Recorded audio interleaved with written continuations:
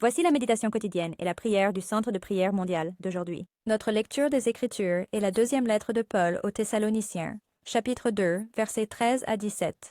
Tenez bon. Mais nous devons toujours rendre grâce à Dieu pour vous, frères bien-aimés du Seigneur. Car Dieu vous a choisi comme premier fruit pour être sauvés à travers la sanctification par l'Esprit et la croyance en la vérité. À cela, il vous a appelés par notre évangile, pour que vous obteniez la gloire de notre Seigneur Jésus-Christ. Alors, frères, tenez bon et gardez les traditions que nous vous avons enseignées, que ce soit de vive voix ou par lettres.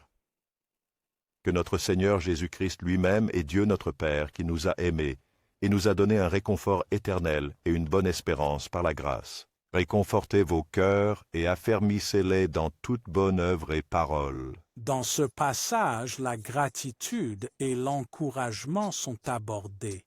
Il commence par souligner l'importance de remercier Dieu pour les autres chrétiens et reconnaître qu'ils ont été prédestinés au salut.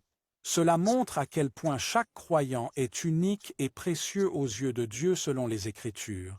La sanctification par l'Esprit et la foi dans la vérité sont les moyens par lesquels les croyants sont sauvés.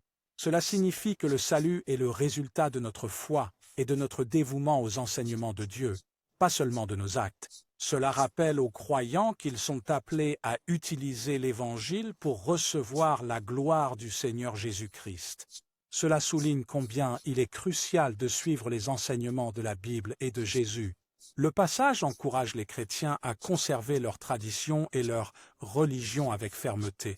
Cela signifie qu'il y a des leçons importantes et des coutumes que les croyants ont transmises à travers les âges, qui doivent être chéries et suivies. Le chapitre se termine par une prière à Dieu le Père et à Jésus-Christ pour le réconfort et la force. Cela démontre que Dieu se soucie du bien-être des croyants et souhaite les encourager dans leurs actions et leurs paroles. En résumé, ce verset de l'Écriture encourage les chrétiens à vivre une vie fidèle et à trouver réconfort dans l'amour et la grâce de Dieu, la paix, tout en enseignant sur la gratitude, la foi et encouragement dans la vie chrétienne. Père céleste, nous sommes reconnaissants pour nos frères et sœurs en foi, qui sont aimés et choisis par vous. Aidez-nous à nous rappeler que nous sommes précieux à vos yeux et aux yeux des autres.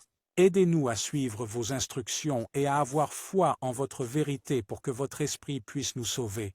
Nous prions pour avoir le courage de maintenir les coutumes et croyances qui nous ont été inculquées, tant verbalement que physiquement. Apaisez nos cœurs et donnez-nous la force d'agir moralement et de dire la vérité. Sachant que vous êtes toujours là pour nous soutenir et nous encourager. Père Dieu, nous te remercions, te louons et te donnons toute la gloire au nom de Jésus. Amen.